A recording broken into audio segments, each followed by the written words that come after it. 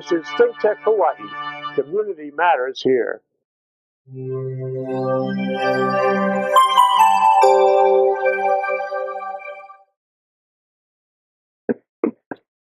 Guys, and we're live here on the Prince of Investing, right here live in Honolulu, Hawaii.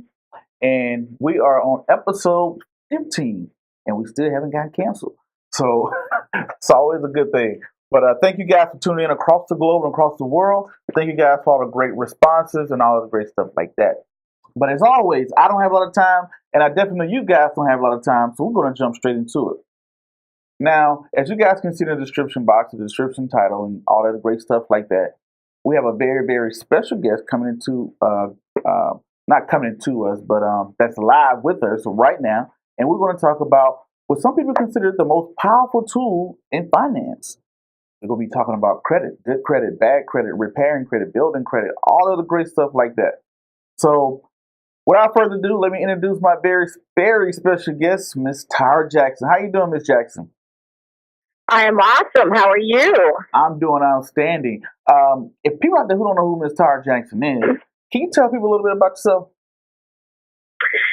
Well, yeah, I'm a single mom. I have made several major money mistakes and have rebounded from them. And I have been a financial institution executive for many, many years, from a bank officer to a VP of lending to an executive vice president to a CEO of financial institutions across the United States.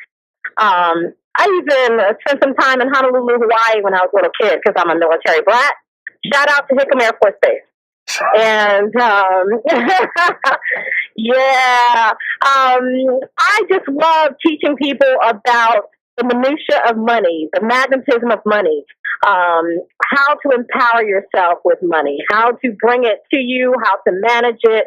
And they call me Madam Money because I wrote a book called Financial Fornication. So I am just that down-to-earth person that understands what it's like not to have money, what it's like struggling to get money, what it's like to get money, what it's like to lose money, what it's like to get it back again, and how to do it the right way. So there is life after financial hardships, and I just want people to know that we can have a better life as long as we understand the language of money. So I just teach people how to,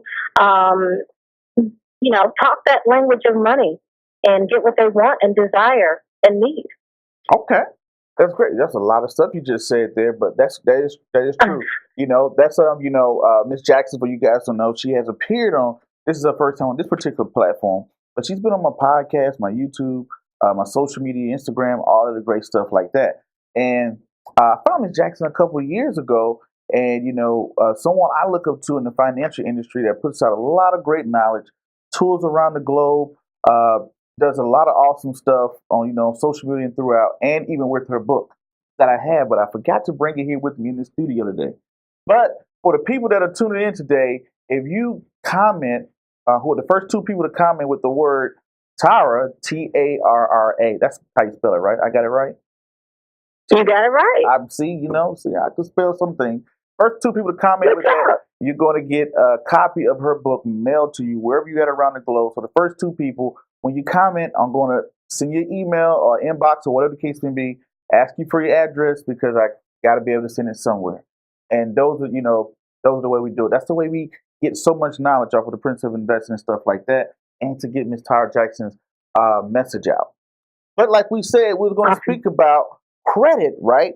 As we speak about the purposes of credit. Now, what are some, like you said, you had some issues in the past financially. How someone who's out there who has, they want to go buy a house or a car and they found out their credit score was too low, what steps would you give them to hey, how can I figure this mess out? Well, one, we need to understand what the significance of credit really is and why everyone's harping on credit. You should have credit. You should have good credit. And the main reason for that is because credit has become not only a qualifier, but an identifier. A lot of financial institutions use your credit to make sure you are who you say you are. So it's very important for us to, one, understand what's in our credit and understand how to leverage it. Two, it helps us to get the things that we want. You know what I mean? So it gives us leverage within that. So when we want to start building credit, doing credit, we have got to understand the magnitude of what credit is. Now, your question, repeat your question for me so I make sure that I answer it specifically so that the audience understands. So a lot of people say, hey, you know what, my credit is bad. I messed it up or whatever the case may be. How do I fix it? What's the step you can take? You know, it's not as difficult as most people may think to fix your credit. The reason why, as long as you understand the anatomy of your credit score, then you can do what's necessary to actually fix your credit. Even if you have what I call colorful credit. Now, it may be black and blue, but, you know, at least if you understand the 5 categories or what I call the anatomy of the credit score, you can understand what you can do in each of those categories to repair your credit. So, you know, 35% of your credit score is based on how you pay your bills. So paying your bills on time. Now, it could be a situation where you had a financial hardship, you lost your job, or you just didn't have the means to pay, and so you have a lot of past due credit on your credit report. Well, the credit report, as long as you start doing something positive on there, that's what's going to help your credit report. So start small, you know, start repairing the small stuff. Get the small collection items off. The larger collection items, you may want to contact the financial institution when you're able to pay them, but try to negotiate the amount that you owe. See if you can do a settlement. It may be lesser than the amount owed, but at least they may take a lesser amount and report that as paid but settled. You want to start paying things on time. You may want to start reestablishing your credit with a secured credit card. If you have an opportunity where your credit is not, it's colorful, but it's not that bad, you may be able to do a consolidation loan with the right credit union or financial institution. So 35% of your credit score is based on payment history. 30% of your credit is based on your utilization of your lines of credit, or your credit limits. So for example, if you have a credit card that's $1,000 limit, and you used up $1,000 worth of that limit, you have zero availability, that's going to hurt 30% of your credit score.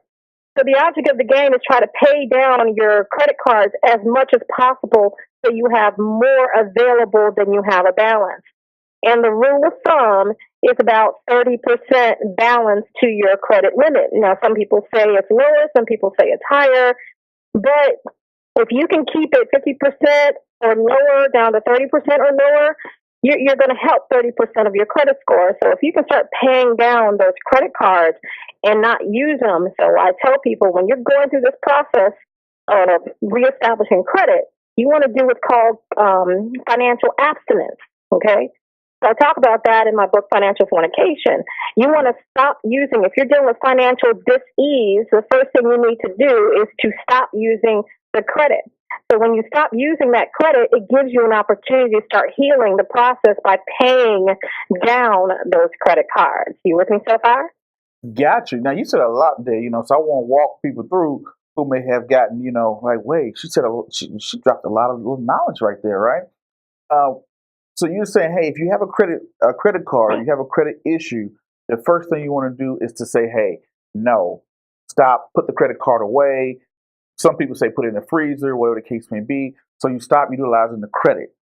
Second thing you're saying doing is to maybe see, can you renegotiate your old balance or your interest rate. Maybe you can negotiate what you owe. Maybe you can come up with a settlement on things on the credit report. So the big thing she was saying is like, hey, first thing you need to do is to get your credit report. Figure out where you're at. Some people have reached out to me and said, hey, man, I'm trying to fix my credit, blah, blah. I'm like, well, I don't know what's going on. Do you even know what's going on? So you have resources like annualcreditreport.com that give you one from the 3 big bureaus, or you have sites like Credit Karma. Get your credit report and see what you owe. And then the big thing that you just said was to, once you find out what you have in collections, pay down the small ones first. Get those small victories. Exactly. And then renegotiate. Am I following you correctly? Exactly. Yeah, and you touched on a very good point. Is that if you're dealing with financial diseases, you have to know what you're working with. So it's like when you're feeling sick, like I'm feeling a little bit under the weather. I Mm-hmm. can self-diagnose myself and then go to over the counter and get some stuff. But I need to go to a professional, or at least need to understand what my illness is, so I can treat it properly. So you have to first pull your credit reports to see what kind of financial disease you're dealing with. Is it just a mild disease? You only have one collection item or one past due that's really hurting your score? Or are you dealing with financial STD, substantially tremendous debt? Mm-hmm. And you need to really have a payment plan to pay all this stuff down. So that's a very awesome point that you brought up. The first thing you need to do is assess where you are by going to the free resources of annualcreditreport.com and getting a copy of your Equifax, TransUnion, and Experian credit reports. If you don't know how to read them, you can definitely reach out to me through madammoney.com or go to a credit professional. Mm-hmm. And then, two, start building a plan based on what your financial dis-ease is to cure that. And like I said, 35% of your credit score is how you pay your bills, and another 30% is your balances next to your credit limits. If you can pay your bills on time and you can keep those balances low, you've helped 65% of your score already. Okay. So pretty much, long story short, let's say if you're someone who has, a 700 credit score, 700, 750, but you owe 20 grand on a credit card, and you kind of like, well, I want to get rid of this. So I want to, I owe 20 grand, but my credit limit is 25, but I want to get better. What advice would you give that person? They're like, hey, I'm in a good place, but I want to get better. I want my credit score to be even better than what it already is. It's like being healthy, but you want to stay healthy and stay fit, right? So you're still going to do some maintenance on it. You're still going to go to the gym. You're still going to eat right because you want to maintain your healthiness or get more fit. So it's the same thing with your credit. If you have a $25,000 credit limit and your balance is $20,000, well, you want to bring that balance down to say 15 or 10,000 or even $5,000, because the lower that balance is to that limit is going to help your credit score tremendously. And the reason why financial institutions or the credit bureaus and the credit scoring systems weigh so heavily on your balances next to your credit limits is because it shows how responsible you are, how disciplined you can be with credit. People that spend over their limit or up to their limit, that's showing that you may not have the discipline or you may not be that responsible with or can handle credit, and that's why that hurts your credit score so dramatically at 30%.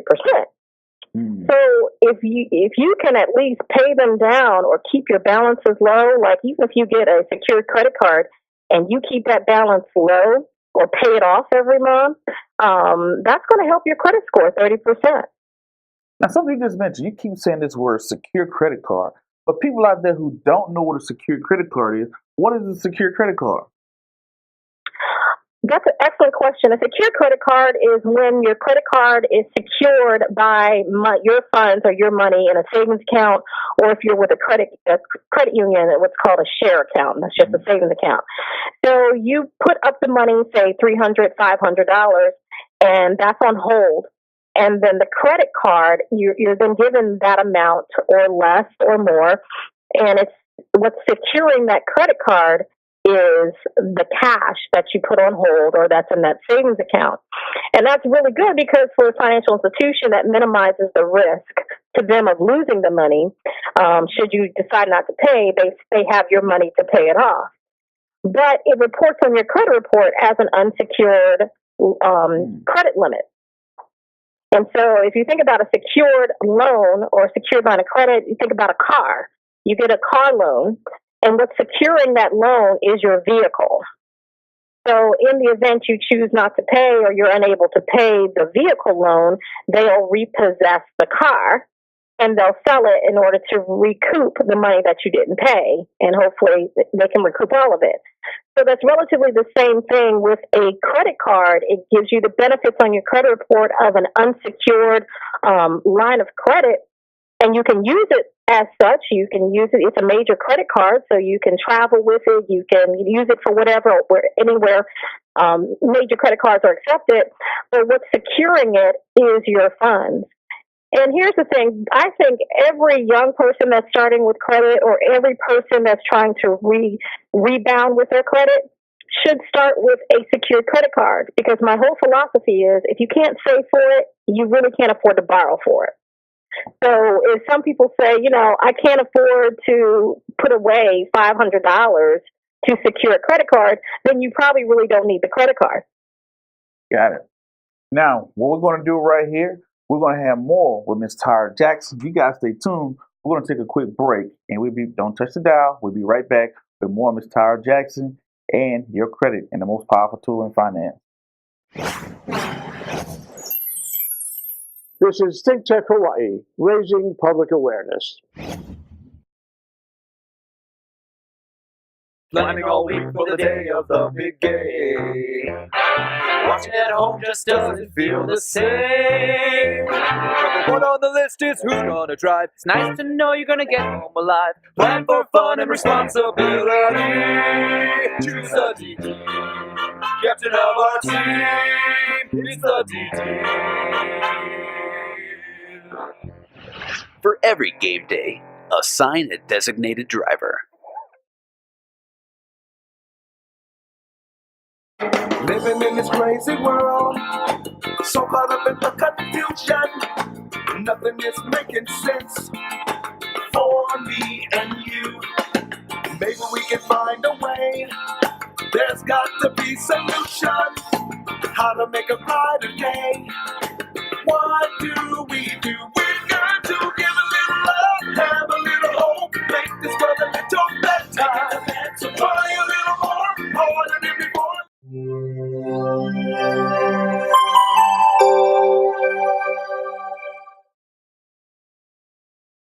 Guys, and we are back here with the Prince of Investing right here live in the beautiful state of Honolulu, Hawaii. If you guys haven't been following, we got Miss Tarra Jackson, MissManOfMoney.com on the line right now. I don't know, where are you at right now, Miss Tarra?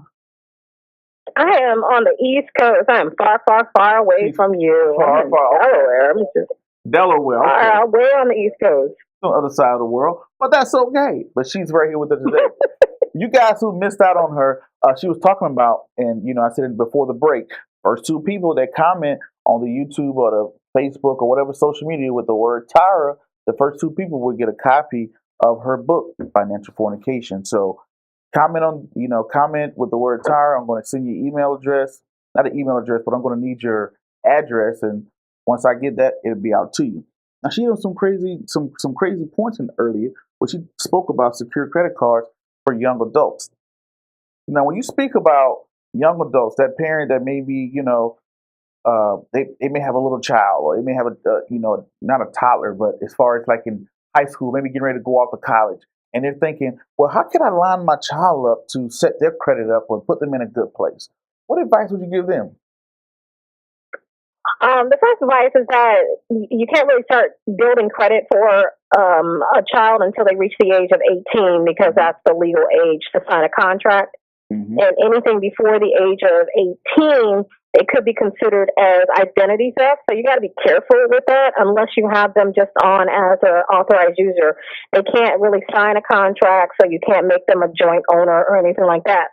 But if you have a young adult that's 18 years or older, and you're trying to establish credit, there's a few fun ways to help them establish credit. One, of course, is this secured credit card. You can put up $300, $500, and then they have a secured credit card in their name. And you can be, the adult can be the joint on it, or it can be just in their name, and then teach them, use it and pay it off. Use it and pay it off. There's this misnomer that you have to revolve the balance. I mean, I'm a financial institution, but if you want to pay me the interest, cool.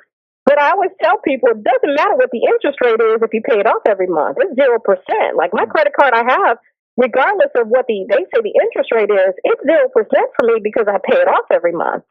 But what I'm doing is just trying to improve my score and maintain, keep it physically fit, keep my financially fit. There you go. Yes. So a secured credit card. So secure it. The second thing you can do is called piggyback. And so the piggyback is you just, the parent has a loan and you make the child a joint owner. Or you have a child to apply for a $1,000 loan or a $500 loan, and the adult is the joint owner, and it's really based on the adult's credit, but it helps to report that information on the young adult. So as long as they pay it off every month, or pay it on time, I should say, that's going to help build their credit there. Okay. And the last thing is, if they don't have credit, say if you're a parent and you have colorful credit, but you want to start building your child's credit, and they can't do a secured credit card, but they may be renting somewhere. Well, there's opportunities to report your rent on the credit reports. There's several opportunities. So there's websites like ClearNow, ClearNow.com, rentreporters.com, and there's even another one called Rental Karma, RentalKharma.com. And that just allows you to get your landlord to report your rental payments, or report their rental payments to the credit reporting agencies. And that can help with establishing credit. So someone who's paying rent, they can have their rent go towards their credit report if they go to these websites? Yeah, so they make it easy for the rental office or the landlord to report the rental payments on the credit report. Now, of course, the landlord has to agree to do it, and there's a process, so they get in touch with the landlord and all that. But there is that opportunity to do that, because under normal circumstances, rental offices or landlords, they don't report to your credit report unless you don't pay, or you have they get a judgment on you or whatever. So this is an opportunity to get the good stuff reported on your credit report. Awesome. See, that's the thing that I didn't recognize. I didn't know that. Because usually people who own houses, your mortgage is reported.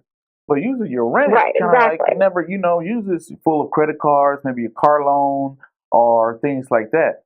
Because, I'm glad that you hit up on a point where some people who may have good credit already, that you could possibly lose good credit because if you're not utilizing it, right? Am I correct on that? Don't you have to kind of use it to kind of keep it fit as well? If let's say if I paid off all my loans and I just lived off of cash, would my credit still be A1, or would it,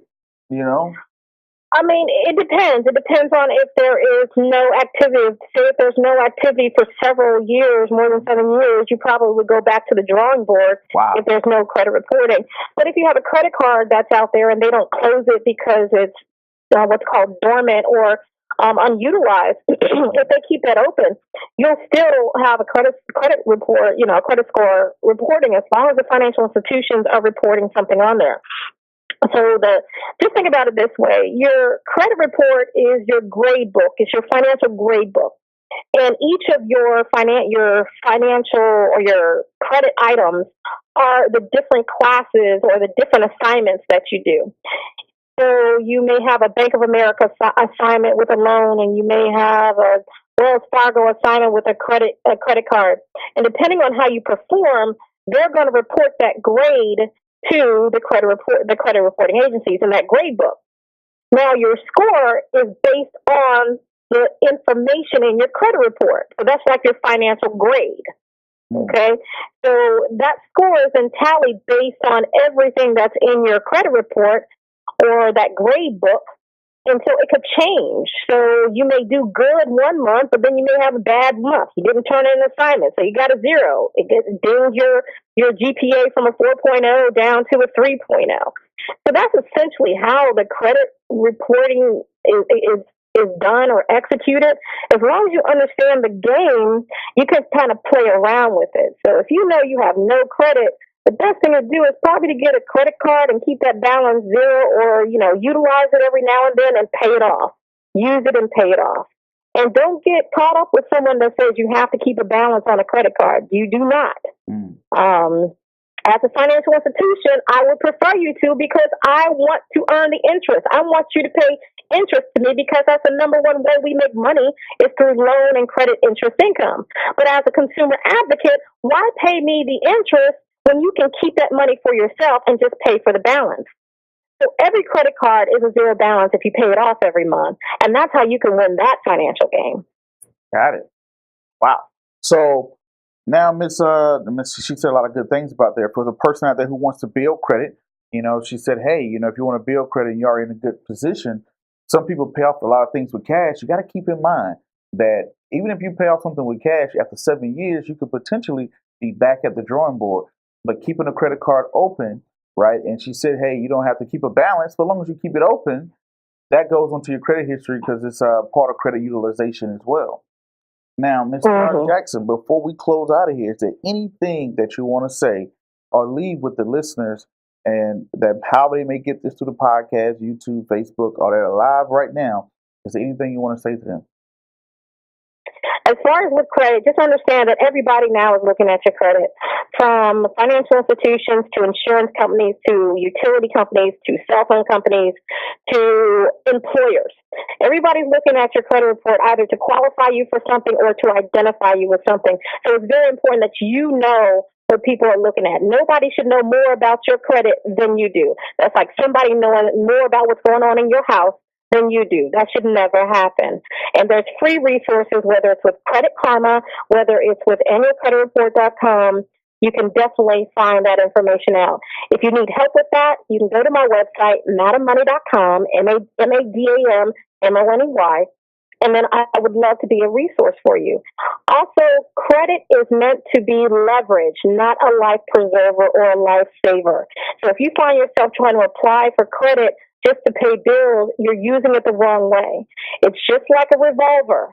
The gun itself is not deadly. It's the person using the gun. If they don't know how to use it, that's what makes it deadly. So it's the same thing with credit.